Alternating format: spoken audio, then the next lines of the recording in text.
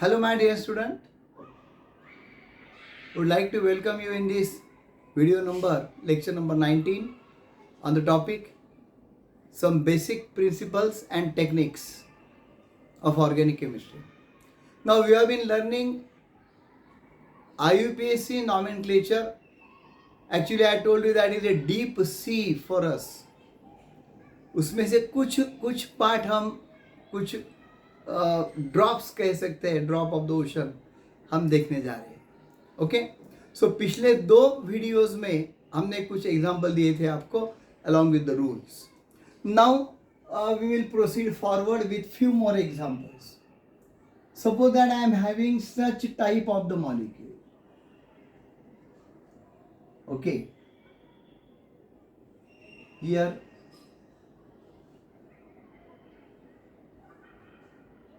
the structure is shown in the form of a bond line formula. अब इसलिए आपको bond line formula के जो मैंने लेक्चर्स लिए हैं उसका भी रेफरेंस लेना पड़ेगा. ओके, वहां पे जो रूल मैंने बताया था आपको, every terminally CH3, 2 line junction यहाँ पे तो कहीं नहीं दिख रहा है मेरे ख्याल से, 1 2 3 लाइन जंक्शन दिख रहा है. सो 3 line junction is CH, 2 line junction is CH2, 4 line junction यहाँ पे नहीं दिख रहा है, दैट इज C. तो चलो पहले इसको हम स्ट्रेट चेन के स्टाइल में लिख के देखेंगे. Terminally CH3, 1 2 3 4 5 carbon. Okay, CH3 ये 3 लाइन है, 1 2 3, तो ये आ जाएगा CH. फिर उसको आएगा C ब्रांच आए, ब्रांच पे क्या आ जाएगा CH3. फिर बाद में उसको क्या आगे आएगा, ये इतना हो गया CH3 CH CH3. फिर एक बार वैसा ही है, again 3 line junction CH CH3.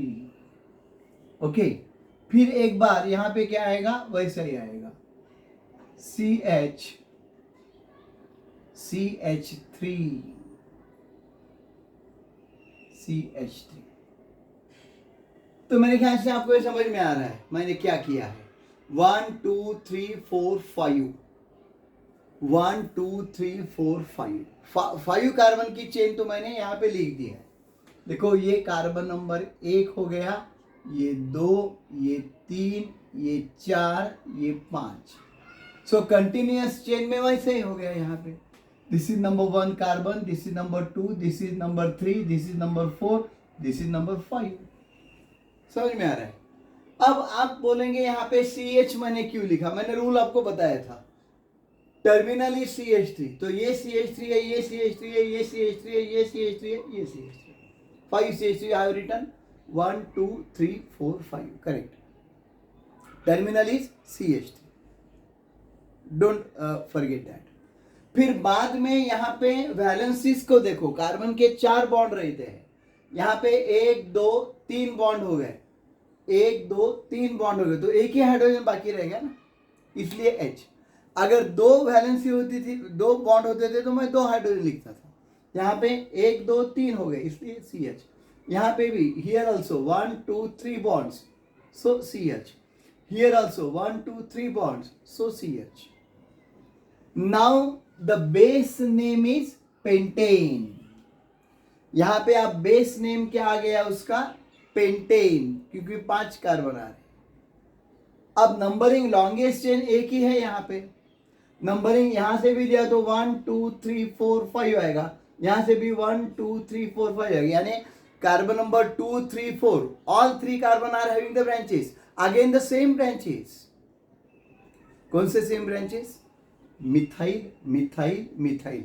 How many methyl are there my friend, 3.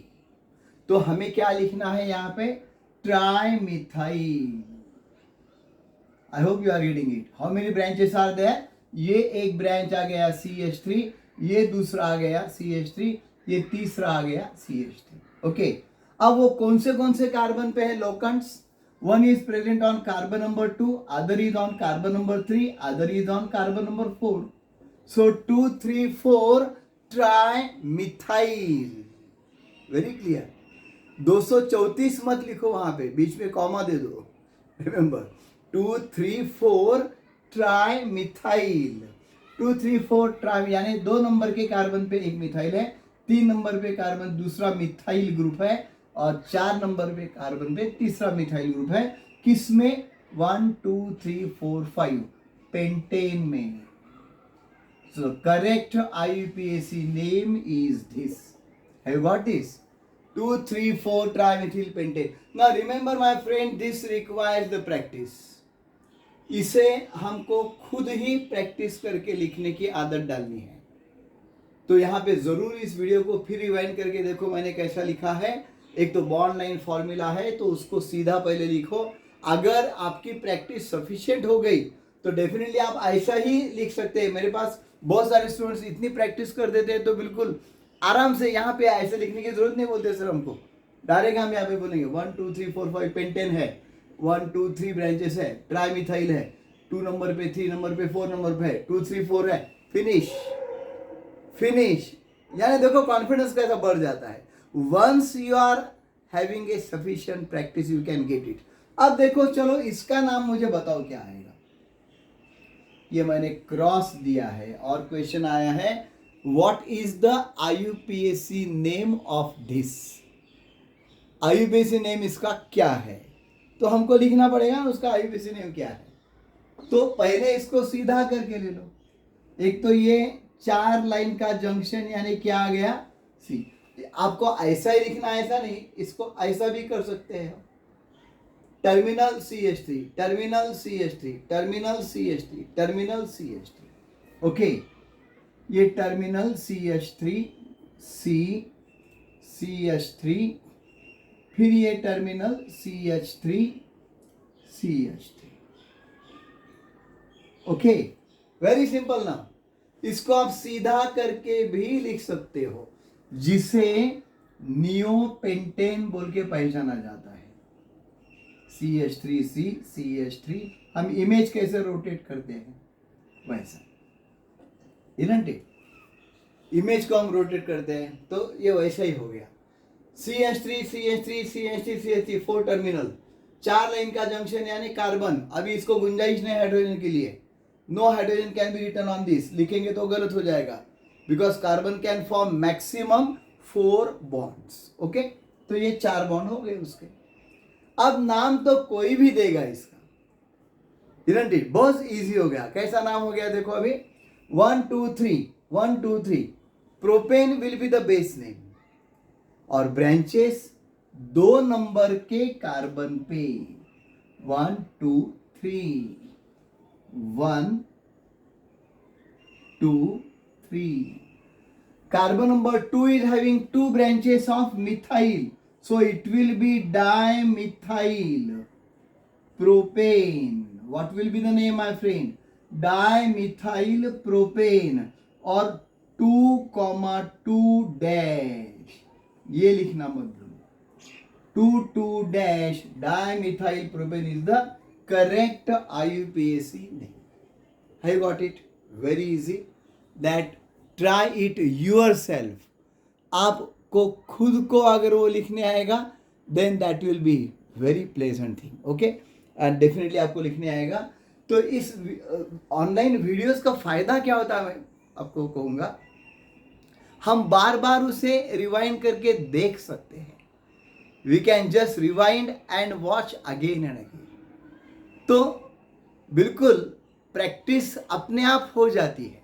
अगर हम लिखते रहे और कहीं तो भी उसका हम अटक गए हैं, सो रिवाइंड इट एंड देखो मैंने कितने सहजता से उसको सिंपल लैंग्वेज में आपको एक्सप्लेन करने की कोशिश की है।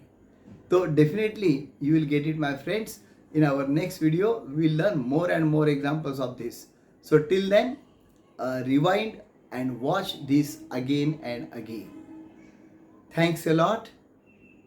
Do like, share and subscribe my channel. Okay? हाँ, और ये मैं बात कहने जाता हूँ, ये जो एग्जाम्पल्स हैं ये दोनों भी पैटर्न्स में यूजफुल है।